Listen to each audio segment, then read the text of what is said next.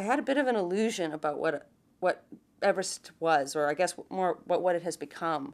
Because for me, Hillary and Tenzing, when they summited Everest in 1953, you had a man from the West and you had a man from the East. This is after the war, the Second World War, where people just finished pummeling the crap out of each other. So you have a man from the West and a man from the East, and they made it to the top of the world's highest mountain after decades of people trying and failing, and neither ever admitted who stepped on the top first. I mean, they came back down. Everybody wanted to know, but they never said.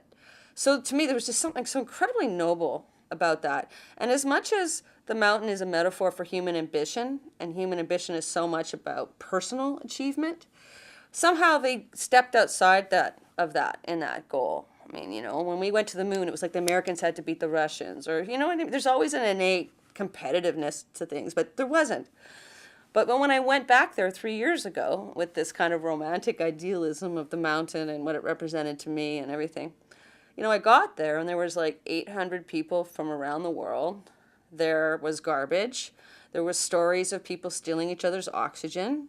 There were stories of people leaving other people to die on the mountain. And I'm just like, well, if the mountain is a metaphor for us as people and ambition and whatnot, and that metaphor definitely doesn't look like it did, or the mountain doesn't look like it did, what does this place say about who we are today? I saw the story, and I saw that they had a lot of layers there. And then also there's one of my instructors at Cap University, Charles Wilkinson, who also has a film in this festival. He said, if you don't remember anything from this writing class, just remember this one thing. And Aristotle wrote this. He said, a good story is a sympathetic hero on a vital quest against insurmountable odds. And Everest Base Camp had about 600 of those people. So I thought this is a good place to come and make a documentary. So that's why I went there. I knew I didn't want narration in my film. I knew I wanted to make a real direct cinema verite type of film. And that was my challenge. I knew if I didn't do it, that in the edit room we would end up putting narration on it. But fortunately, I worked with Janice Brown, who, as I said, wow, I mean, not only is she a great editor, she was a great mentor for me. I can't say enough about her, that's for sure. And also, we were in edit for 9 months, which, again, as an independent, you can do. When you're working for a broadcaster or somebody, that film couldn't have been made the way I wanted it to be made. It would have had restrictions put on it. So I guess for me, the only reason I can make an independent film is that there are talented people who still care enough about the craft and the art of what they do that they also are willing to take a chance. And so I'm really, really grateful to those people.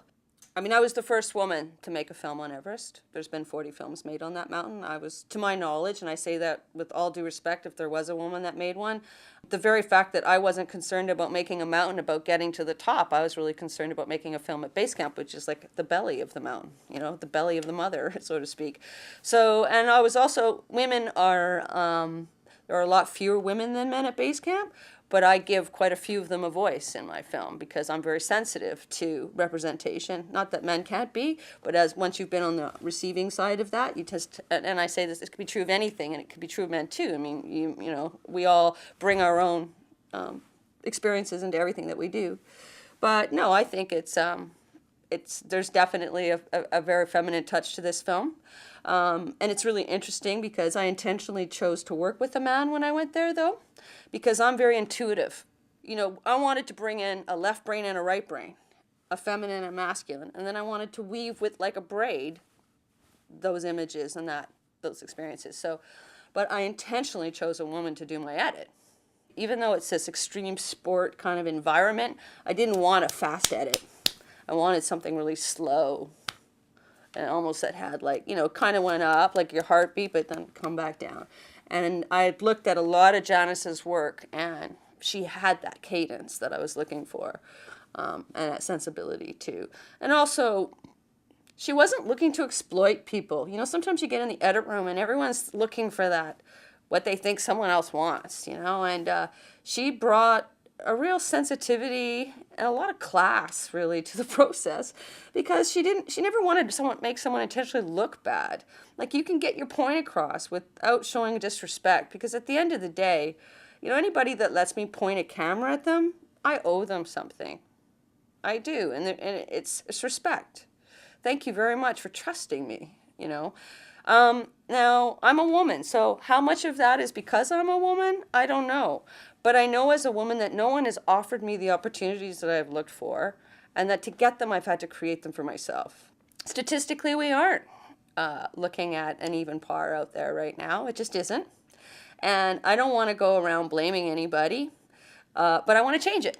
And I think the way to do that is to manifest your own opportunities, and then through that, hopefully create opportunities for other people. Don't ask permission.